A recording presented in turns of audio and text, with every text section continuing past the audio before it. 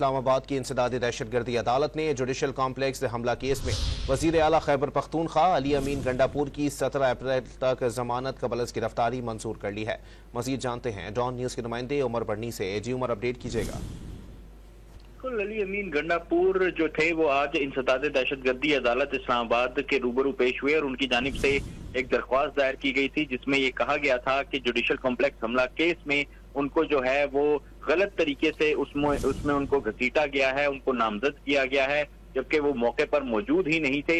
इस हवाले से उनके वकील राजा ज़हूरुल हसन जो थे वो भी अदालत में पेश हुए और उन्होंने मौक़िफ़ अपनाया कि अली अमीन गंडापुर FIR में नामजद है मगर उनका कोई किरदार नहीं है। अली अमीन गंडापुर के खिलाफ 50 FIR दर्ज हुई। अली अमीन गंडापुर को अदालत तक पहुंचने भी नहीं दिया जाता रहा।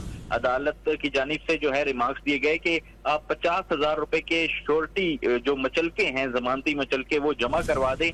अदालत ने अली अमीन गंडापुर की जमानत कबल गिरफ्तारी की दरख्वास्त मंजूर करते हुए उन्हें जो है वो जमानती मचलके जमा करवाने का हुक्म दे दिया। अदालत ने 17 अप्रैल तक उनकी अबूरी जमानत जो है वो मंजूर कर ली है। जी बहुत शुक्रिया उमर बढ़नी अपडेट करने के लिए।